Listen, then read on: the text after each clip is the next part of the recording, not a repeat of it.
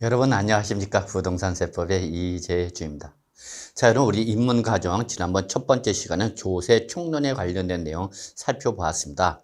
자, 이번 시간부터 이제 우리가 개별 세법으로 들어가도록 하겠습니다. 그래서 우리가 앞으로 공부하는 것이 우리가 지금부터 배우는 개별 세법인 취득세, 등록면허세, 재산세, 그다음에 종합부동산세, 양도소득세 등을 중점적으로 다루도록 합니다. 그래서 이번 시간에는요, 제일 먼저 우리 지방세에서 가장 근간이 되고 기본이 되는 취득세에 관련된 기본적인 내용 좀 확인해 보도록 하겠습니다. 일단 여러분 이 취득세는요, 시험에서 2문제에서 3문제 정도 나온다라고 보시면 되겠습니다. 그래서 최소 2문제. 그다음에 최대 몇 문제까지 가능하냐? 3문제 정도. 물론 예외적으로 여러분 많을 때는 4문제가 나온 적도 있어요. 4문제가. 4문제가 나왔을 때는 역시 취득하는 단계에서 부과될 수 있는 등록 면허세와 이렇게 연결시켜서 시험에 나오기도 합니다, 여러분. 그래서 등록 면허세와 연결돼서 나오기도 한다라는 걸 여러분이 좀 한번 신경 써주시기 바랍니다. 그래서 부동산을 취득할 때에 부과되는 가장 기본적인 지방세는 취득세, 그리고 취득한 부동산에 대해서 등기 등을 하는 과정에서 부과되는 등록 면허세가 이렇게 조인트가 돼갖고 한 문제를 통해서 이 두 가지를 동시에 물어볼 수도 있습니다, 여러분. 그럴 때는 4문제까지 출제된 적도 있습니다. 된 적도 있다. 항상 그런 것은 아니고 그럴 수도 있다라는 걸 말씀드린 겁니다. 그래서 우리가 이제 첫 번째 우리가 가장 기본적인 지방세에서 근간이 되고 기본은 취득세인데, 얘는 글자 그대로 부동산을 뭐 하는 단계에서 여러분 취득하는 단계에서 부과되는 지방세입니다. 자, 그럼 우리 부동산세법은 여러분 크게 3가지로 구분해 볼 수가 있습니다. 부동산세법은. 그래서 첫째, 부동산을 취득하는 단계에서 부과되는 지방세. 그래서 이때에 바로 부동산을 취득하는 단계에서 부과되는 대표적인 것이 바로 취득하는 단계에서 부과된다 해서 바로 뭐죠, 여러분? 취득세가 되는 거죠, 여러분. 그 다음에 바로 요 취득한 부동산에서 등기 등을 할 때에 부과되는 등록 면허세가 이렇게 거래 단계, 즉 취득 단계에서 부과되는 대표적인 지방세에 해당이 됩니다. 그 다음에 이제 우리 취득한 이후 부동산을 뭐 하죠, 여러분? 보유하겠죠. 이때 보유하는 단계에서 부과되는 대표적인 지방세가 재산세라든지요, 또는 지역 자원 시설세라든지요, 그 다음에 종합부동산세라는 것이 있습니다. 이 3가지가 부동산을 보유하는 단계에서 부과되는 대표적인 우리 부동산세법에 해당하는 겁니다. 이 중에서도 재산세와 지역자원시설세, 여기까지가 이제 우리 지방세에 해당하는 것이고요. 종합부동산세부터 이제 뭐로 넘어가느냐? 국세에 해당한다라는 걸 기억해 주시기 바랍니다.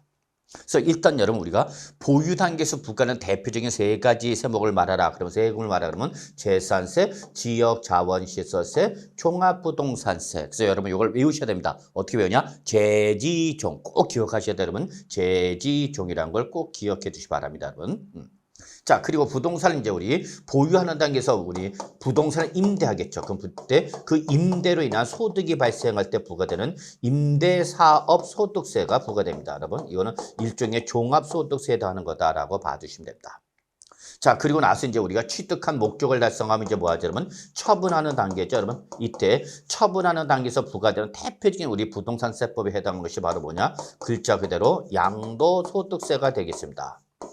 자, 이러한 내용을 다루는 것이 우리 부동산세법이다라고 보시면 되겠고요. 물론 시험에서는 여러분 아시다시피 공시법과 하나의 과목을 구성해서 16문제가 출제가 됩니다. 16문제. 그중에서 우리가 지금 먼저 하고자 하는 것이 바로 요 취득세, 부동산을 취득하는 단계에서 부과되는 가장 기본적인 취득세에 대한 개별적인 기본 개념을 좀 살펴보도록 하겠습니다, 여러분. 아시겠죠? 그래서 이렇게 취득세가 뭐냐라는 거 한번 좀 말씀드렸고요.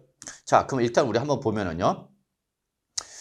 우리가 이제 앞으로 개별세법을 공부하는 겁니다. 취득세, 등록면허세, 재산세, 종합부동산세, 양도소득세 등을 중점적으로 다루는데, 항상 개별세법을 공부를 할 때는 여러분, 개별세법을 공부할 때는 전체적인 체계, 목차를 잡고 공부하시는 것이 좋습니다. 그래서 제일 먼저 우리가 이제 총설을 했죠, 여러분. 그래서 총설은 우리가 보통 기본적이고 공통적인 내용을 말한다라고 보시면 되겠습니다, 여러분. 그래서 우리 총설에서 보통 여러분, 예를 들어서 취득세다 그러면 취득세가 뭐냐라는 의의라든지요. 그다음에 취득세는 어떠한 성격을 띠고 있느냐, 이러한 기본적인 내용을 다룬 부분이 바로 총설이다라고 보시면 되겠습니다. 근데 두 번째가 바로 뭐냐면 이제 우리 세법의 당사자는 우리가 지난 시간에 말씀드렸죠. 누구라고 그랬죠, 여러분? 그렇죠. 과세권자와 납세 의무자입니다라고 했어요, 여러분. 그래서 우리 세법에서 당사자인 과세권자와 납세 의무자에 관련된 내용을 여러분이 한번 정리를 해 보실 필요가 있는 거죠. 특히 지방세는 그 지방세 종류에 따라서 그 과세권자가 다를 수가 있기 때문에 이걸 먼저 한 번 정도 본다라는 걸 좀 봐주시고요. 그래서 취득세는 누가 부과하는 지방세냐? 등록면허세는 누가 부과하는 지방세냐? 재산세는 누가 부과하는 지방세냐? 이런 걸 여러분이 좀 시험에 대비해서 알아는 두셔야 됩니다. 그리고 그에 대해서 법에 의해서 그 해당 세금에 대한 납세 의무를 부담하는 자가 누구냐? 바로 이게 납세의무자인데 바로 요 납세의무자 아주 중요한 부분이죠, 보통. 그래서 이 납세의무자는 여러분이 꼭 시험 공부하실 때에 잘 정리를 해 주셔야 됩니다. 즉 취득세 납세의무자라든지 여러분 또는 등록면허세 납세의무자라든지 또는 재산세 납세의무자라든지 또는 종합부동산세 납세의무자라든지 또는 양도소득세 납세 누가 세금을 내는 거냐 그건 아주 중요한 내용이죠, 여러분. 네, 그렇기 때문에 항상 개별 세목을 공부할 때에는 이러한 과세권자 납세의무자도 일단 한 번 정도는 꼭 좀 정리해 두셔야 됩니다. 그래서 여기 이제 모든 조세의 기본이면 역시 공통적인 내용이 되는 겁니다. 자, 그러면 일단 세법에 대한 의사결정, 즉 세금에 대한 가장 의사결정의 첫 번째 단계가 뭐냐? 과세 여부를 판단하는 거죠, 여러분. 자, 이 취득세나 등록면허세나 재산세나 종합부동산세나 양도소득세 등의 세금을 부과할 거냐 말 거냐 이게 제일 먼저 가장 세법에 대한 가장 기본적인 첫 번째 의사결정 순서가 되는 거죠. 그래서 제일 먼저 과세 여부죠. 그래서 바로 우리 세 번째가 그러면 어떠한 재산을 취득하면 취득세를 과세를 할 것이냐라는 이렇게 과세 대상을 규정하고 있습니다. 과세 대상. 그래서 항상 모든 세금, 즉 취득세, 등록세, 재산세, 종합부동세, 양도세 나오는 것이 일단 과세 대상. 어떤 거를 취득세 과세 대상으로 하고 어떤 걸 등록면허세 과세 대상으로 할 것이고 어떤 걸 재산세 과세 대상으로 할 거냐. 이런 식으로 항상 제일 먼저 과세 대상이 나와 있습니다. 이때 여러분 그냥 한번 참고로 좀 말씀드리면 이 세법에서는 과세 대상에 대한 여부를 판단하는 규정의 성격은 두 가지로 봅니다. 예시주의가 있고 여러분 그 다음에 우리가 열거주의 방식 두 가지가 있습니다. 즉 열거주의 방식은 뭐냐면 법에서 이러한 재산을 취득하면 취득세 과세할 거야, 등록면허세 과세를 할 거야, 재산세 과세를 할 거야, 종합부동산세 과세를 할 거야, 양도소득세 과세할 거야 이렇게 하나하나 법에서 규정된 것을 열거하고 있는 거고 그 열거된 것만 과세 대상으로 하는 방식을 우리가 뭐냐면 열거주의 방식을 합니다. 열거주의 방식. 그 다음에 요 열거주의와 반대가 되는 게 바로 뭐냐면 예시주의가 됩니다. 여러분 예시주의, 포괄주의라고도 하는데 여러분 이거는 그 과세 대상이 되는 것을 하나하나 개별적으로 하는 것이 아니라 전체적인 내용만 아웃라인을 잡고는 그 범위에 해당하는 것은 과세 대상으로 규정하는 방식을 우리는 뭐냐면 예시주의라고도 합니다. 여러분 이걸 다른 말로 또 포괄주의라고 합니다. 근데 우리 여러분이 시험 공부를 하는 부동산 세법은 다 여러분 우리 열거주의 방식을 취합니다. 열거주의 방식. 그래서 항상 세법에서 하나하나 열거된 것만 과세 대상으로 규정하고 있다는 걸 참고로 기억해 주시고 그래서 우리가 취득세 과세 대상 그러면 지방세법에 이러한 재산을 취득하면 취득세 과세할 거라서 취득세 과세 대상이 이렇게 하나하나 열거되어 있습니다. 또 등록면허세에서 우리 등록면허세 과세 대상이 되는 등록이 뭐냐라는 것도 이렇게 하나하나 열거되어 있고요. 재산세에서도 그 재산세를 과세하는 재산이 뭐냐라는 것이 하나하나 열거 규정되어 있다는 거죠. 이런 식으로 그 개별세법에서 규정하고 열거 대상으로 규정된 것만 과세를 하는 방식을 우리 뭐라 그러면 열거주의 방식 우리 부동산 세법은 다 열거주의 방식을 취합니다. 부동산 세법은 다 열거주의 방식을 취한다라고 보시면 되겠습니다.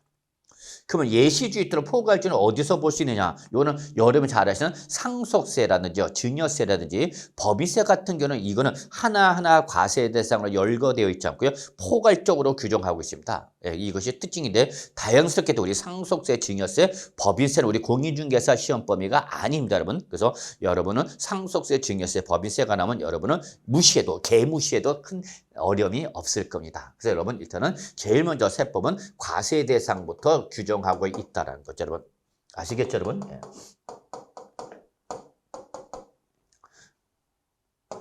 자, 그리고 나서 이제 우리 네 번째는 우리 취득세 과세 여부를 판단할 때는 여러분 이 과세에 대해서는 열거된 재산을 취득을 해야 되는 거죠. 그러면 이때 취득세에서 말하는 취득이 뭐냐라는 취득에 대한 개념을 정리합니다. 그래서 이러한 열거된 재산을 취득하면 이때 그 취득의 요건을 충족하면 취득세 과세를 하겠다라는 것이 바로 우리 취득의 개념이죠. 자, 그래서 이렇게 과세에 대해서는 열거된 재산을 뭐하면 취득하면 이때 과세를 하는 거죠. 그런데 이런 경우라 하더라도 즉 법에서 규정하고 있는 과세의 대상이라 하더라도 우리가 과세권자가 조세 정책이나 기타 경제 정책 목적을 달성해서 과세 대상에서 빼는 걸 이걸 우리는 뭐라냐면 여러분 이거를 우리는 비과세를 합니다. 비과세를 한다. 안일 비자 쓴 겁니다. 여러분 안일 비자 쓴 거죠. 여러분 안일 비자. 그래서 과세를 하겠다 안 하겠다? 안 하겠다 합니다. 여러분. 그래서 비과세는 글자대로 과세를 한다 안 한다? 안 하겠다는 얘기죠. 즉 법에서 열거하고 있는 부동산 등 재산을 취득을 하였다더라도 조세정책 기타 경제정책 목적상 과세를 하지 않겠습니다라고 판단하는 것이 바로 뭐다 여러분? 이게 비과세입니다. 그래서 비과세 대상에 해당하면 과세 대상 자체에서 어떻게 하는 걸 말한다? 제외되는 걸 말합니다. 그래서 얘는 개별세법에서 규정하고 있고요. 이 비과세 대상을 열거되어 있으면 아무리 법에서 규정하는 과세 대상이라도 과세 대상에서 어떻게 한다면 제외하는 거다라는 걸 기억해 두셔야 돼요. 결국은 우리가 취득세를 과세를 할 거냐 말 거냐 여부는 여러분 과세에 대해서는 열거된 재산을 취득하되 비과세에 해당이 되면 과세 대상에서 어떻게 하는 거고 제외되는 거고 비과세 대상이 아닐 때 비로소 과세 대상은 확정이 되는 거죠. 그래서 결국은 여러분 우리가 과세 여부를 판단하는 것이 바로 우리 과세 대상 그리고 우리 여기서 취득을 해야 된다라는 취득의 개념에 해당하는 거죠. 그런데 이 두 가지 조건을 충족했더라도 조세정책 기타 경제정책 목적상 과세를 안 하겠습니다라는 것이 뭐다 그러면 비과세인 거죠. 이 세 가지가 보통 이제 우리가 과세 여부를 판단하는 규정이다라고 보시면 됩니다. 과세 여부.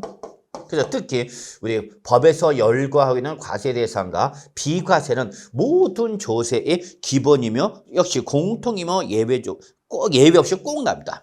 즉 취득세는 물론이고 등록면허세도 과세 대상과 비과세를 따져봐야 될 것이고요.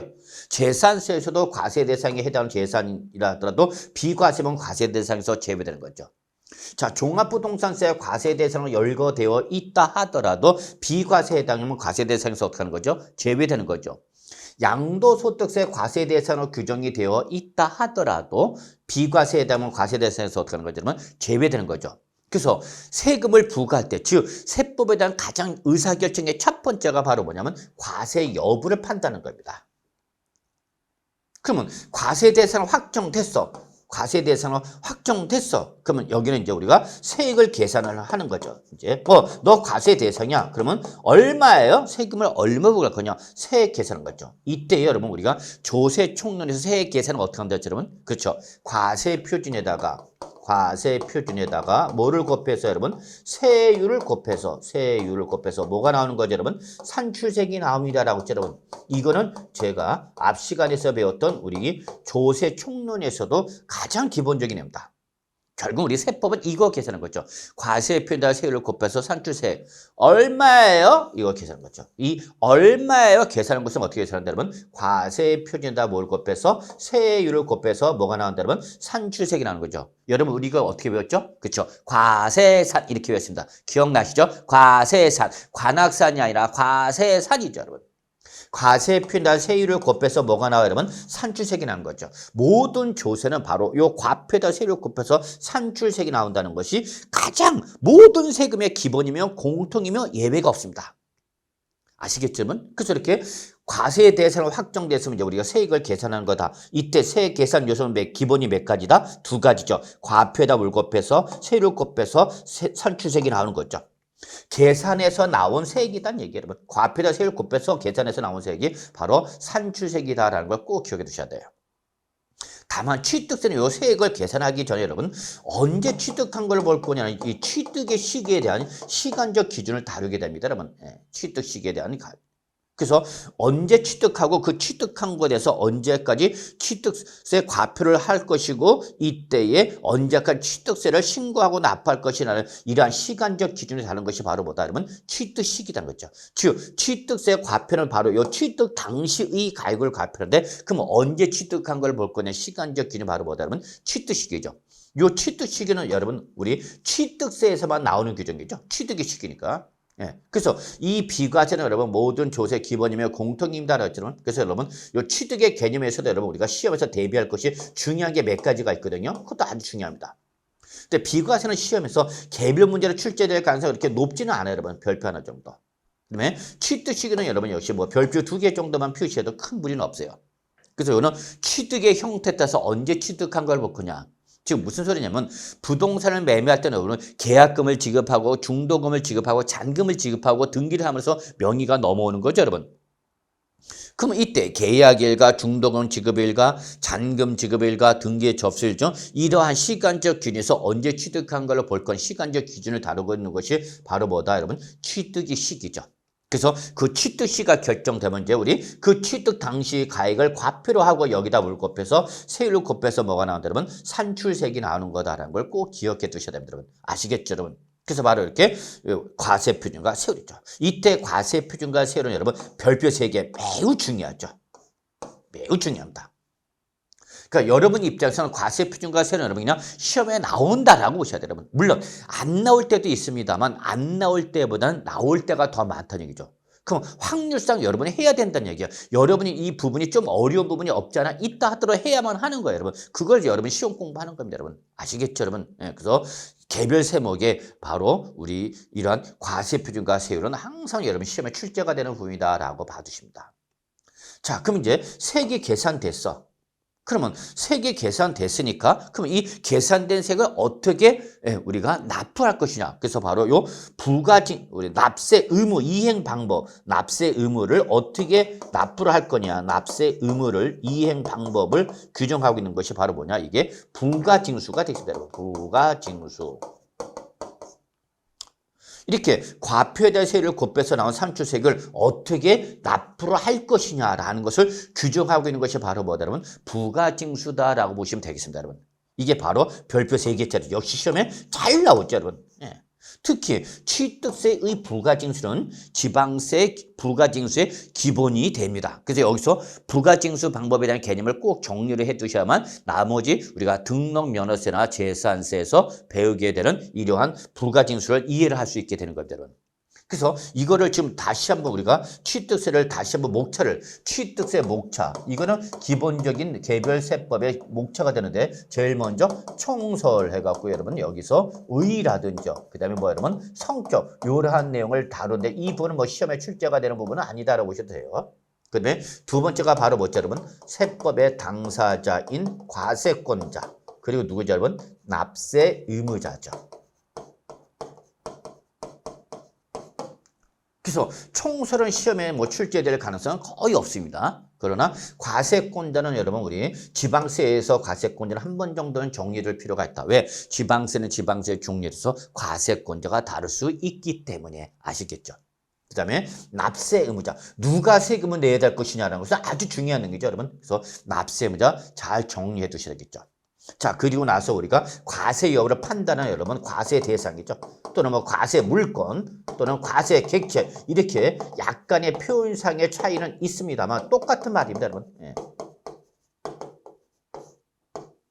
그래서 과세 대상, 과세 물건, 과세 물건 또는 과세 객체 다 같은 말이다라고 보시면 되겠습니다, 여러분. 그런데 여기는 취득세는 여기에다가 하나가 더 들어온다. 뭐가 여러분? 취득의 개념이란 것이 하나가 들어온다. 즉 취득세에서 말한 취득이 뭐냐라는 것을 규정하고 있는 거죠. 이 중에서 특히 우리가 꼭 반드시 정리할 내용이 있죠, 여러분. 그래서 요 과세 대상은 여러분 뭐냐 종류 정도만 봐주시면 되겠지만 취득의 개념에서 여러분 제가 강조하는 부분은 반드시 여러분이 숙지 정리해 두셔야 됩니다. 자, 그래서 과세 대상으로 열거된 재산을 취득하였다 하더라도 뭐에 해당이 되면 비과세에 해당이 되면 과세 대상에서 어떻게 하는 거죠, 여러분? 제외되는 거죠. 그래서 바로 요 세 가지가 과세 여부를 판단하는 규정입니다라고 했었죠, 여러분. 특히 이 모든 세목의 기본이며 공통적으로 적용되는 것이 바로 과세 대상과 비과세가 되는 거죠, 여러분.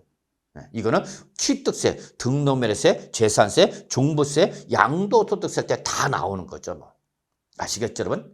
자, 그리고 나서 세액을 계산하는데 세액을 계산하기 전에 취득세는 여러분 제일 먼저 뭐 여러분? 취득의 시기에 관련된 내용을 다루겠죠. 취득의 시기. 이게 바로 시간적 기준이죠, 여러분. 자, 그리고 나서 취득 시기가 결정되면 여기다가 우리는 뭐 해야 돼, 여러분? 과세 표준에다 뭘 곱해서 여러분? 세율을 곱해서 뭐가 나온다, 여러분? 산출세액이 나옵니다. 여러분. 즉 취득 시기는 뭐 별표 2개 정도만 표시해도 되지만 뭐 비과세도 별표 하나 정도만 표시하면 되지만 이 과세 표준과 세율은 여러분 별표 3개짜리죠. 반드시 숙지 정리해 두셔야 됩니다라고 말씀드렸죠. 자, 그리고 나서 산출세액이 나면 이걸 어떻게 납부를 할 것이냐라는 부가징수에 관련된 내용을 다룹니다라고 말씀드렸죠. 여러분. 이때 이 부가징수도 별표 3개짜리가 됩니다라고 말씀드렸어요. 여러분. 자, 이게 바로 여러분 우리 취득세에서 공부하렵니다. 그래서 저는 여러분이 앞으로 우리가 취득세, 등록면허세, 재산세, 종합부동산세, 양도소득세 등을 공부를 하겠지만 이때 공부를 하실 때 일단 전체적인 목차를 좀 잡으시면서 체계를 잡으면서 공부를 하시는 것이 좀 더 여러분이 효율적인 공부가 되지 않을까라고 말씀드릴 수 있겠네요, 여러분. 즉 내가 지금 취득세에서 어떤 부분을 공부를 하고 있는 건지, 과세권자를 공부를 하고 있는 건지, 납세 문제를 공부를 하고 있는 건지, 취득의 개념을 공부를 하고 있는 건지, 비과세를 공부를 하고 있는 거지, 과표를 계산하고 있는 건지, 세율을 확인하고 있는 거지, 부가징수를 하고 있는 거지. 이걸 좀 알면서 내가 가야 할 길가 지금 어디까지 가고 있고 앞으로 남은 것이 뭐가 있다는 걸 여러분이 전체적인 흐름을 잡으시면서 공부하는 것이 좋습니다. 이 흐름을 잡지 못하고 공부를 하면 여러분 세법은 비슷비슷한 규정이 여기저기서 막 나옵니다. 그럼 이게 지금 어디서 보긴 봤던 규정인데 어디서 봤는지 본인이 몰라.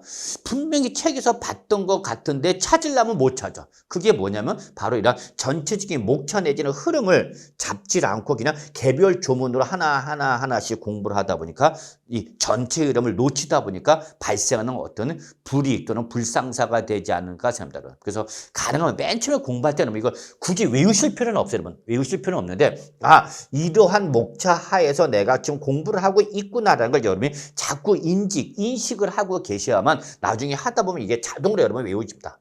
굳이 지금 처음 공부할 때 이걸 목차를 외울 필요는 없는데 이러한 목차 하에서 접근을 하고 있는 것이다라는 것만 여러분이 좀 봐두시면 되겠습니다, 여러분. 아시겠죠, 여러분? 예, 그래서 항상 여러분 우리가 지금 제일 먼저 다루는 지방세에서 가장 근간이 되고 기본이 되는 세법인 취득세에 관련된 내용을 좀 공부를 할 텐데 이 취득세를 비롯한 앞으로 모든 배우게 되는 부동산 세법은 이러한 목차 하에서 접근하는 것이 좀 더 효과적이다라는 것을 말씀드리면서 일단 우리 한번 취득세에서 우리가 기본적으로 좀 정리할 내용을 확인해 보도록 하겠습니다. 자, 그러면 제일 먼저 여러분 우리 총설했죠, 여러분. 그래서 이거는 기본적이고 공통적인 내용으로서 뭐 주로 의의와 성격 등을 다루고 있다라고 보시면 되겠고요. 이 부분은 뭐 구체적으로 개별적 시험에 나오는 부분은 아니다라고 말씀드렸죠, 여러분. 자, 그러면 여러분이 공인중개사가 되셔서 이제 우리 부동산을 매매를 중개했어요, 여러분. 그러면 이때에 그 매매 당사자는 누구죠, 여러분? 그렇죠. 매도자와 매수자가 되는 거죠. 매도자와 매수자가 되는 거죠.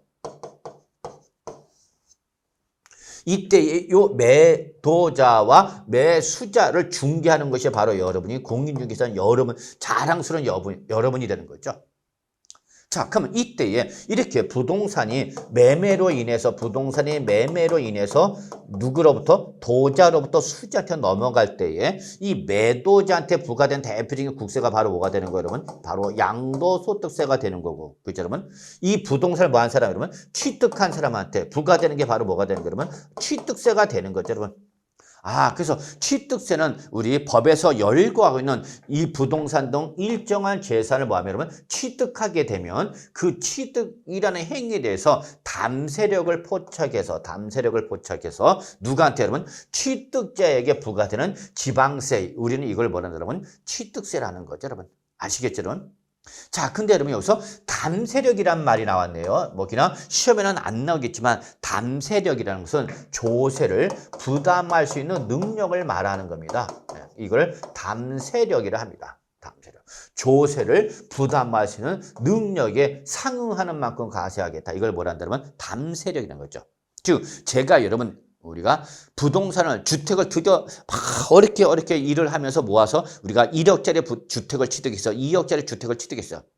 그러면 여러분 우리가 상식선으로 1억짜리나 2억짜리 주택은 이렇게 고가 주택은 아니죠. 저가 주택에 해당하겠죠, 여러분. 그럼 이렇게 주택을 취득하였더라도 저가 주택이니까 그렇게 세금을 부담할 능력이 크다 적다. 뭐 그렇게 크지는 않겠죠, 여러분. 그러면 그에 비례하여 상응하는 만큼 과세를 하게 되죠. 근데 여러분 저는 70억짜리 주택을 취득했습니다. 한강 뷰가 보이는 바로 165제곱미터의 강변의 아파트를 70억 주고 샀답니다. 또는 강남타워 패러다이스 주택 아파트를 80억에 취득했다. 그럼 여러분 70억이나 80억에 해당하는 주택을 취득한 사람은 그만큼 고가, 초고가죠. 여러분 우리 초고가의 주택이죠. 여러분. 그러면 그만큼 비싼 주택을 샀다는 것은 그만큼 경제적 능력이 있다 없다? 있다. 또 그러면 그만큼 경제적 능력이 있다는 것은 다시 말하면 세금을 낼 수 있는 능력도 있다 없다? 있다라는 거죠. 여러분. 그러면 너 많은 고액의 세금을 낼 능력이 있으니까 그에 비례해서 과세를 하겠다. 이게 바로 뭐다 그러면 담세력이죠. 그러니까 너 부동산인 것을 어쨌거나 매매를 취득했으니까 그만큼 세금을 낼 능력이 있으니까 없으니까 있다라고 인정해서 그 취득자한테 부과하는 세금이 바로 뭐다 그러면 바로 취득세라는 거죠. 그럼 여러분 보시다시피 매도자한테 부과된 대표적인 국세가 바로 뭐가 여러분? 양도소득세가 되는 것이고 이때 매수자한테 부과되는 대표적인 세금이 바로 뭐다 그러면 취득세가 되는 거다라는 걸 여러분이 흐름을 기억해 두시면 되죠. 그래서 바로 여러분이 공인중개사가 되셔서 이 부동산 매매를 중개했을 때 매도자한테는 여러분이 그 매도에 따른 양도소득세가 부과된다는 걸 여러분이 얘기해 주실 수 있어야 되겠죠. 또 매수자한테 너는 이 부동산을 매매로 인해서 취득했으니까 취득세를 내야 돼라는 걸 여러분이 이 매수자한테 얘기해 줘야 된다는 얘기입니다. 그래서 여러분이 우리 공인중개사 시험에 부동산 세법이 나와 있는 이유가 바로 이겁니다. 그래서 바로 이렇게 취득세는 바로 부동산을 매매 등으로 인해서 취득하는 취득자한테 부과하는 성격의 조세를 우리가 뭐라 하냐면 취득세를 한다라는 것을 여러분이 알아두시면 되겠습니다. 여러분. 아시겠죠? 자, 그 다음에 이때에 이 취득세 성격 여러분 시험에는 안 나지만 한 번 정도 우리가 정리할 게 있는데 여러분 이게 행위세입니다. 여러분. 요거는 꼭 기억하셔야 돼요. 행위세. 취득세에서 가장 중요한 성격이 바로 행위세입니다. 즉 취득세나 등록 면허세는 바로 요 취득이라는 행위가 있을 때 부과되는 거죠. 그렇죠, 여러분? 부동산을 취득을 안 하면 취득세 안 낸다는 얘기입니다. 자, 저는 부동산 딱 한 번 취득세 내본 적이 있어요, 여러분. 지금 갖고 있는 주택을. 자, 그러면 여러분 중에서도 부동산이라는 주택을 여러 번 취득한 분이 있죠. 그러면 그 부동산을 취득하면 그 취득할 때마다 그 취득한 부동산에서 뭘 냈다니 여러분? 취득세를 내는 거죠, 여러분. 그런 취득이라는 행위예요. 그러면 여러분 중에서 아직 취득이라는 행위가 일어나지 않은 분도 계실 거 아니에요, 여러분. 그러면 그분 아직까지 부동산 취득세를 내본 적이 있어 없어? 없어. 부동산에 대한 취득세를 내본 적이 없다면서 아직까지 부동산을 한 번도 취득을 안 했다는 얘기입니다. 매매를 취득을 안 했든지 상속을 받았든지 증여를 받았든지 그런 게 한 번도 없는 거죠. 그러니까 취득세는 취득이라는 행위가 있어야만 과세가 되는 성격의 조세단위죠. 그래서 바로 항상 취득세는 뭐가 돼야 되냐면 취득이라는 뭐가 있어야 되냐면 행위가 일어나는 거죠. 근데 여러분 이 행위는 사람마다 발생 빈도수가 같다 다르다는 얘기죠, 여러분. 여러분 중에서 아직 취득이라는 행위가 일어나지도 않았죠. 그렇다고 해서 앞으로도 취득이라는 행위가 일어나지는 않는다라는 보장은 없는 거죠. 취득이라는 행위가 일어날 수도 있죠. 자, 아직까지 취득이라는 행위가 일어나지 않은 사람도 있을 것이고 또 취득을 했는데 나는 한 번만 취득한 것이 아니라 여러 번의 취득이 일어날 수도 있는 거죠. 그러니까 이 행위는 사람마다 다 발생 빈도수가 같다 다르다. 다 다르다는 얘기입니다. 언제 취득할지도 모르고 몇 번을 취득할지도 우리는 과세관청 입장에서는 알아 몰라? 모르는 거죠, 여러분. 여러분도 모르잖아요, 여러분. 여러분 인생을 통해서 여러분이 주택이라는 부동산 등을 얼마나 몇 번을 취득할지 여러분들 지금 확언할 수 있어 없어? 없는 거죠. 그나마 확언할 수 있는 것은 취득 안 한다는 것은 어느 정도 확언할 수 있는 거죠. 어쨌거나 요 행위세는 행위마다 사람의 행위가 같다 다르다 그러면 다르죠. 그래서 이 행위는 발생 빈도수가 1회죠. 일시적이죠. 1회죠. 일시적. 우발적 과세가 되는 거죠. 그래서 여러분 요 행위세는 취득이라는 행위가 있으면 그 행위에서 몇 번만 한 번만 세금 내는 거죠. 근데 그 행위가 언제 일어날지 알아 몰라? 모르죠. 일시죠. 우발적으로 과세를 하게 되는 거죠. 이게 이러한 성격을 띠고 있는 걸 우리가 뭐라 한다면 행위라는 거죠.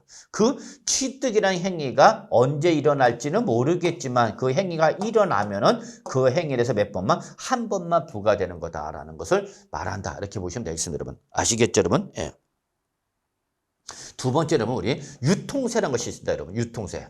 유통세는 이렇게 글자대로 부동산 등에 대한 소유권이 어떻게 되는 거죠, 여러분? 이전이 되는 거죠. 그래서 매도자로부터 갖고 있다 매수자한테 넘어갔다든지 돌아가신 분이 피상속인을 갖고 있다가 뭘 받아서 상속을 받아서 그죠, 여러분? 바로 상속인한테 소유권이 넘어갔다든지 증여자가 갖고 있던 부동산을 바로 증여에 의하여 증여해서 누구한테 넘어갔다 그러면 바로 수증자한테 넘어갔다 그 얘기죠, 여러분. 이런 식으로 이렇게 소유권이 매매나 상속이나 증여나 원시 취득 등으로 인해서 소유권이 이전될 때마다 그 이전되는 단계에서 부과되는 성격의 조세를 우리가 뭐라 한다면 유통세란다. 그래서 여러분 이거는 소유권이 뭐가 될 때마다 이전이 일어날 때마다 소유권이 이전이 있을 때마다 누구한테 그 취득자한테 부과되는 성격의 조세를 우리는 뭐라 한다면 유통세라 한다라고 싶습니다. 여러분 유통은 말이에요. 물류 흐름이죠. 여기서 여기 막 왔다 갔다 소유권 넘어가는 거죠. 그 소유권이 넘어갈 때마다 누구한테 부과한다 그러면 취득자한테 부과되는 성격의 조세를 우리는 뭐라 한다 그러면 유통세라 한다. 이렇게 보시면 됩니다, 여러분. 아시겠죠, 여러분? 예. 그다음에 세 번째가 응능과세죠. 응능과세. 응능과세는 글자 그대로 보면 그 경제적 능력에 상응하는 만큼 과세를 하는 것을 말한다고 보시면 되죠. 그 경제적 능력, 조세를 부담해서 능력에 상응하는 만큼 과세를 하겠다. 그죠? 그래서 고액의 부동산을 취득했다. 그럼 그만큼 고액의 취득세를 내는 것이고, 여러분. 그렇죠, 여러분? 네, 저가의 부동산 취득했다. 그럼 당연히 그 취득세도 가액이 어떻게 되죠? 낮아질 수밖에 없는 거죠. 그래서 바로 우리 응능과세는 그 경제적 능력에 상응하는 만큼 과세를 하겠다는 원칙을 말한다라고 보시면 되겠습니다, 여러분. 아시겠죠? 자, 그 다음에 여러분 우리 대물세 또는 물세라고도 합니다, 여러분. 여기서 이 대자는 큰 대자가 아니라 여러분 대할 대자입니다. 그래서 물건에 대해서 부과되는 성격의 조세를 물세 또는 대물세, 물건에 대하여 부과되는 성격의 조세를 대물세 또는 그냥 대자를 뺀 그냥 뭐라고 표현한다 그러면 물세라고도 합니다. 그래서 교수님의 성격에 따라서 어떤 교수님은 대할 대자를 집어넣고 대물세, 대인세 이렇게 표현하는 교수님도 계시고요. 어떤 교수님은 그냥 요 대할 대자를 빼갖고 그냥 물세, 인세. 그래서 바로 요 물세와 대응되는 게 바로 뭐냐 그러면 인세가 됩니다. 인세. 그러면 여러분 여기서 물세, 물건에 대해서 부과되는 거죠. 그리고 여러분 인세, 이거는 뭐예요, 여러분? 사람에 대해서 부과되는 성격이 조세됩니다, 여러분. 그러면 여러분 요거 하셔야 돼요. 취득세는 대물세 성격을 띠고 있다. 즉 과세 물건에 대해서 부과되는 성격을 띠고 있다. 그 얘기입니다, 여러분. 그렇기 때문에 이 대물세는 성격이 뭐냐면 이러한 물건에서 부과되는 거기 때문에 얘들은 항상 그 과세 물건별로 꼭 기억해 두셔야 돼요, 여러분. 과세 물건별로 무슨 과세한다, 여러분? 개별 과세랍니다. 개별 과세. 이게 가장 중요한 특징이에요. 내가 올해 2024년대 부동산을 A 부동산, B 부동산, C 부동산 3개 부동산 취득했어요. 그러면 3개 부동산 취득할 때 그 취득한 물건을 내 명의로 3개를 취득했더라도 합산하는 것이 아니라 하나 따로 과세했다. 이걸 뭐라 한다면 대물세. 그래서 항상 이걸 과세 물건별로 무슨 과세한다면 개별 과세하는 거죠. 개별 과세한다. 그리고 대물세는 이렇게 개별 과세를 하게 되면 여러분 성격상 어떤 세율이 나냐면 비례세율이 나옵니다. 여러분 비례세율이 나온다. 비례세율이 나온다. 그래서 여러분 개별 과세하면 어떤 세율이 여러분 비례세. 여기 짝꿍이 여러분 이걸 꼭 기억두셔야 여러분. 개별 과세일 때는 항상 뭐가 나온다 여러분 비례세율이 나오는 거 원칙. 물론 예외도 있긴 있어요, 여러분. 나중에 우리가 이런 걸 공부를 하겠지만. 이렇게 어쨌거나 물세는 과세 물건별로 개별 과세를 하고요. 개별 과세할 때 적용하는 세율은 어떤 세율이다 그러면 비례세율입니다. 라고 했죠. 여러분 비례세요. 근데 그 비례세 딱 하나만 규정되어 있는 것이 아니라 2개, 3개, 여러 개의 비례세로 규정되어 있을 수도 있어요, 여러분. 그래서 이렇게 물건마다 이 비례세가 달리 적용될 수 있다. 그래서 이걸 뭐라냐면 차등 비례세라고도 합니다, 여러분. 차등 비례세율이란다. 그래서 차등 비례세율이란 말이 나오면 비례세율이 하나가 아니라 2개 이상의 세율로 구분해서 적용하는 거다니죠. 근데 여러분 요 비례세율은 여러분 우리가 제가 조세 총론 지난 시간에도 말씀했죠. 그래서 항상 비례세는 뭐라고 했죠, 여러분? 그렇죠? 과세 표준의 크기와 관계 이시 없이 하나의 세율로만 적용하는 것을 말합니다. 그랬죠. 그래서 그 과표가 얼마짜리냐에 관계 이시 없이 무조건 하나의 세율로 규정하는 거죠. 그럼 내가 1억짜리 부동산을 취득해도 2%, 4%. 네. 또는 뭐 5억짜리 부동산을 취득해도 4%, 10억짜리 부동산을 취득해도 4%. 이렇게 과표가 얼마짜리냐에 관계없이 그냥 하나의 세율로 정하는 이러한 수평선의 형태의 세율을 뭐라고 했죠, 여러분? 이거를 뭐라고 했죠, 여러분? 그쵸? 비례세율 했죠. 꼭 기억하셔야 돼요, 여러분. 이거는 제가 조세 총론할 때도 여러분한테 강조했던 부분이죠. 그런데 이 비례세율과 대응되는 게 뭐랬냐면, 그쵸? 이 비례세율과 대응되는 게 뭐라? 누진세율이라고 했죠, 누진세율. 누진세율은 그 과세 표준의 구간에 따라서 적용하는 세율이 점점 이렇게 계단형 형태로 높아지는 세율을 뭐라 한다 그러면 이렇게 계단형 형태의 세율 구조를 취하고 있는 걸 우리가 뭐라 한다 그러면 이거를 누진세율이라고 그런 거죠. 여러분, 누진세율. 이런 누진세율을 과세하는 게 주로 뭐죠? 여러분? 바로 요 대인세가 그런 거죠, 여러분. 대인세. 얘는 사람한테 대해서 부과되는 거죠, 여러분. 사람에 대해서. 제가 여러분 2024년도에 부동산 A 부동산, B 부동산, C 부동산 이거 3개를 양도했어요, 여러분. 그럼 내가 부동산 3개를 양도했죠. 제 명의로 3개를 양도했어. 그래서 그 양도소득이 바로 우리가 양도소득세에 부과된 이때 양도소득 기본적으로 여러분 대인세가 됩니다. 그러면 이때의 대인세라는 대물세에 대응되는 대인세는 성격이 뭐냐? 과세 성격이 얘는 납세 의무자별로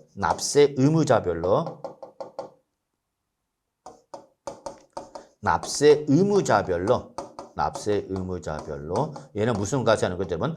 얘들은 합산과세를 합니다, 여러분. 합산과세하고 어떤 세율을 적용한다, 여러분? 여기는 누진세를 적용합니다, 여러분. 누진세율을 적용한다. 바로 요 누진세율이 적용되는 거죠. 그래서 항상 여러분 합산과세 그러면 합산하면 뒤에 나오는 세율이 어떤 세율이다 그러면 기본적으로 누진세율이 되는 겁니다. 이걸 여러분 잘 맞대응시켜야 됩니다, 여러분. 다시 한번 말하지만 개별과세 그러면 무슨 세율을 적용하는 거 그러면 비례세율이 적용하는 거 그러면 합산과세를 하면 항상 어떤 세율을 적용한다 그러면 누진세율이 적용이 되는 거다라는 걸 여러분이 꼭 좀 기억해 주시기 바랍니다, 여러분. 아시겠죠? 물론 이 개별과세의 비례세율과 합산과세의 누진세는 예외가 없냐? 예외는 있긴 있어요, 여러분. 우리가 앞으로 부동산세법 공부할 때 개별과세인데 비례세를 적용하여 함에도 불구하고 누진세를 적용하는 것을 우리가 볼 수가 있어요, 여러분. 또는 합산과세를 했는데 여러분 이때는 누진세를 적용하는 것은 거의 예외가 없습니다. 그래서 여러분 그냥 이렇게 합시다. 개별과세면 비례세율이고요. 합산과세면 무슨 세율이다 여러분? 누진세율을 적용한다라는 거 꼭 좀 기억해 주셔야 합니다, 여러분. 물론 100%는 아니지만 예외도 있긴 있어요. 항상 여러분 예외 없는 원칙은 없다는 거 다 아시죠, 여러분? 그렇기 때문에 바로 기본적으로 개별과세 비례세율이고 합산과세 누진세율인데 예외가 있기는 있는데 그 예외는 지금 우리가 신경 쓰지 마시고요. 앞으로 우리가 공부를 할 때 제가 예외입니다라는 말이 나오기 전까지 항상 여러분 개별과세 그러면 항상 무슨 세율이다 여러분? 비례세율이 나오는 거고 여러분 합산과세 그러면 항상 어떤 세율이다 여러분? 누진세율이 나오는 거죠, 여러분. 요 짝꿍을 잘 연결시켜서 여러분 꼭 좀 기억해 두시기 바라겠습니다, 여러분. 아시겠죠, 여러분? 그래서 이러한 성격을 띠고 있다고 해서 취득세는 무슨 세, 여러분? 물세다. 결론은 물세죠, 여러분. 물세니까 결론입니다. 올해 2024년도에 제가 A 부동산, B 부동산, C 부동산 3개의 부동산 취득했어. 그러면 그 취득세를 합산해서 과세를 하는 거다. 1년 단위 합산해서 과세하는 거다. 아니면 취득할 때마다 하나씩 따로 과세한다. 그렇죠? 하나씩 취득할 때마다 그 취득 물건에 대해서 그 비례세를 적용해서 취득세를 내는 거다. 이걸 우리가 뭐라 표현한다 그러면 대물세 또는 뭐라 한다 그러면 물세라 한다라는 걸 기억해 두시기 바라겠습니다. 아시겠죠, 여러분? 네.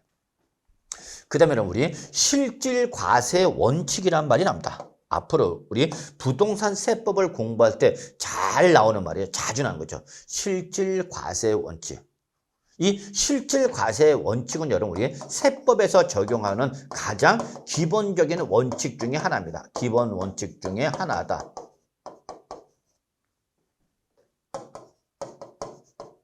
그래서 여러분 앞으로 우리 부동산 세법을 공부할 때는 예배가 아니면 기본 원칙이기 때문에 항상 무슨 과세가 나온다면 실질 과세 원칙이 나옵니다. 그럼 여기서 실질 과세 원칙은 뭐를 말하는 거냐면 어떤 특정한 사건에 대한 경제적 실질과 그에 따른 법률상 형식이 뭐하면 다르면이죠. 같으면 상관없죠. 여러분 실질과 형식이 대부분 같을 수밖에 없는 거죠. 그런데 이게 꼭 같다라는 보장은 없다는 얘기예요. 여러분. 그럼 어쨌거나 어떤 특정 사건에 대해서 경제적 실질과 그에 따른 법률상 형식이 다르면 우리는 세금을 과세할 때 이 실질을 기준해서 과세를 할 거냐 형식을 기준해서 과세할 거냐 이걸 결정할 수밖에 없죠. 이때 여러분 실질 과세 원칙은 글자 그대로 뭐에 따라서 여러분 실질에 따라서 과세를 하라는 얘기죠. 여러분 이러한 원칙을 뭐라 표현해요? 여러분 이거를 실질 과세 원칙이라는 거죠. 여러분. 그래서 다시 한번 말하지만 실질 과세 원칙에서 어떤 특정한 사건에 대한 경제적 실질과 그에 따른 법률상 형식이 뭐하면 다르면 이때에 실질에 따라서 과세하는 건지 형식에 따라서 과세하는 건지 구분을 해야 되는데 이때 뭐라고 하면 실질 과세 원칙이다라고 하면 뭐에 따라서 실질에 따라서 과세하라 그럽니다. 실질에 따라서 과세하시오. 아시겠죠 여러분? 그래서 이 실질에 따라서 과세라는 것이 바로 세법에서 가장 기본 원칙 중에 하나는 거죠. 그러니까 우리가 공부를 하게 되면 여러분 취득세, 재산세, 종합부동산세, 양도소득세 등을 공부를 할 때에 다 기본적으로 무슨 말이 나온다 여러분? 실질 과세 원칙이란 말이 기본적으로 나온다는 얘기죠. 여러분 아시겠죠? 근데 이게 제가 뭐였죠? 원칙이랬죠. 그 원칙은 뭐? 이란 말은 뭐가 있던 얘기는 예외가 있던 죠. 즉, 요 형식에 따라서 과세는 예외가 있기도 합니다. 여러분. 이때 바로 요 어떤 특정한 사건에 대한 경제적 실질과 법률상 형식이 다르면 이 둘 중에 어떤 걸 형식에 따라서 과세하셔. 이게 바로 예외로서 여러분 요거는 형식주의 과세 원칙이라 합니다. 여러분. 형식주의 과세 원칙. 근데 그러면 과세를 할 때에 얘는 형식에 따라서 과세를 하시오. 그걸 우리는 뭐라 한다면 형식주의 과세죠. 그러면 대부분 우리는 실질과 형식이 다르면 뭐에 따라서 과세하는 건데 실질에 따라서 과세하는 것이 가장 기본적인 원칙 중에 하나임에도 불구하고 예외적으로 법률상 형식에 따라서 과세하는 경우가 있다는 얘기죠. 이걸 우리가 뭐라 표현한다면 형식주의 과세 원칙이라는 거죠. 특히 우리 실질에 따라서 과세하는 거 우리가 뭐라 표현했냐면 사실상 그런 거죠. 사실상. 그러면 여기 법률상 형식은 뭐라고 나오냐면 여기는 공부상 또는 이런 말이 나온 거죠. 뭐. 그래서 여러분 바로 이렇게 사실상이냐 공부상이냐에 따라서 어떤 특정한 사건에 대한 사실상의 사건과 공부상의 형식이 다를 때는 우리는 대부분의 원칙은 뭐에 따라서 여러분 실질에 따라서 사실상에 따라서 과세하는 것이고 법률상 형식을 따라서 과세하는 것은 예외일 때 한해서만 적용하는 거다는 거죠. 아시겠죠 여러분? 그래서 항상 우리 세법 볼 때 사실상이란 말이 제일 나오는 거죠. 사실상. 그래서 여러분 이렇게 기억하셔야 돼요. 손님 상 들어갑니다. 그러면 일단 뭐가 나오고 그러면 사실상이 먼저 나와야 돼요. 사실상이 먼저 나오는데 사실상이 확인이 안 돼요 라고 하면 그때는 어쩔 수 없죠. 그때는 어디로 가는 거죠? 여러분 공부상으로 가는 거죠. 그래서 요 상의 순서를 꼭 기억하셔야 돼요. 여러분.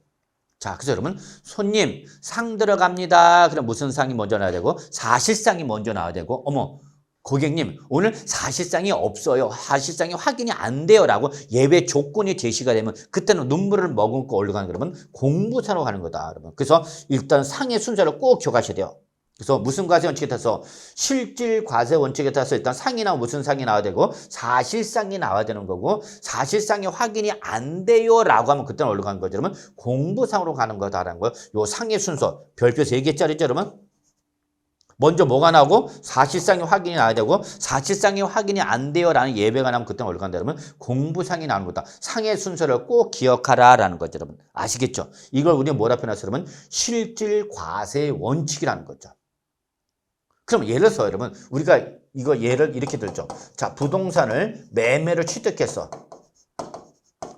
매매를 취득하면서 잔금을 지급하고 드디어 소유권을 취득했죠, 여러분. 소유권 취득한 거죠. 그럼 우리는 이때에 그 부동산을 매매로 취득했을 때 우리는 무슨 과세 원칙을 취하기 때문에 실질 과세 원칙에 취하고 있기 때문에 잔금을 지급하고 뭐를 취득했어요, 여러분? 소유권 취득한 거죠. 근데 이 사람이 아직 뭐는 안 하고 있는 거예요, 여러분? 등기를 안 하고 있는 거죠. 등기를 안 하고 있는 거죠. 그래서 내가 이 취득한 부동산을 점유해서 내가 독점적, 배타적 사용하면서 실질적으로 수익을 얻고 있음에도 불구하고 아직 그에 따른 형식적 요건이 할 수 있는 뭐를 안 하고 있다면 등기를 안 하고 있는 거죠. 그럼 이때 실질과 형식이 같아 달라 이러면 다른 거죠. 그러면 자, 결론합시다. 이 사람이 지금 잔금을 지급하고 소유권을 취득했어. 근데 아직 뭐는 안 하고 있어? 등기를 안 하고 있어. 그래서 사실상은 뭐 했는데? 취득을 했는데 아직 등기부상 형식상을 취득을 했어, 안 했어? 안 했다 그랬죠. 그래서 이렇게 사실상과 형식상이 지금 같아 달라. 그러면 이때 취득세 과세 여부를 판단할 때에는 둘 중에 어떤 걸 기준해서 과세하라? 외울 필요 없죠. 기준에 따라서 뭐야, 여러분? 사실상 얘에 따라서 과세를 하라고, 여러분. 그러니까 뭐를 하지 않았어도 소유권 이전 등기를 하지 않았다 하더라도 사실상 소유권을 취득했으면 우리는 취득세 과세를 한다 못한다? 한다라는 거죠. 지금 이때에 아직 등기를 하지 않은 취득자한테도 취득세를 과세는 논리적, 법리적 근거가 뭐다 그러면 바로 실질 과세 원칙이다, 그 얘기 됐습니다, 여러분. 아시겠죠? 그래서 뭐를 하지 않았어도 등기나 등록을 하지 아니한 경우라도 등록을 하지 아니한 경우라도 사실상 어떻게 하면 취득을 했다. 그럼 우리는 취득세 과세를 한다 못한다? 한다. 이러한 근거가 되는 게 뭐다 그러면 실질 과세 원칙이다라는 걸 여러분이 기억해 두시면 되겠습니다, 여러분. 아시겠죠, 여러분? 이러한 원칙이 우리 뭐야, 여러분? 실질 과세 원칙. 이거는 세법에서 정하는 가장 기본적인 원칙 중에 하나죠.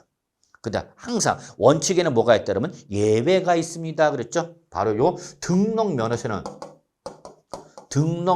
여러분 실질 과세 원칙을 취하지 않고요. 바로 형식주의 과세 원칙을 취합니다. 얘는 글자대로 등록이 일어날 때만 등록면허세를 부과하는 것이 바로 특징입니다. 그러니까 등록면허세 과세를 판단할 때는 등기를 할 거야 안 할 거야 이걸 먼저 판단한다는 걸 꼭 기억해 두셔야 됩니다, 여러분. 그래서 등록면허세는 형식주의 과세 원칙을 취하기 때문에 절대 등록면허세는 사실상이란 말이 나온다 못 나온다 그러면 못 나온다는 걸 꼭 기억해 두셔야 돼요. 등록면허세를 설명하는 과정에서 무슨 말이 나면 사실상이라는 말이 나면 맞았다 틀렸다 그러면 틀렸다는 걸 꼭 기억해 두셔야 합니다. 그러면 여러분 공부하면 이런 생각이죠. 아니 그러면 등록면허세는 왜 형식주를 취하지? 그건 바로 여러분이 나중에 부동산 등기법에서 여러분이 이 내용을 알 수 있게 됩니다. 그래서 이거는 우리 공시법에서 어느 정도 공부를 한 다음에 제가 나중에 보충 보완 정리하면 그래서 그런 거구나라는 걸 아실 수 있을 거다라고 감히 말씀드리면서 자, 이번 시간은 여기까지 설명을 드리도록 하겠습니다, 여러분.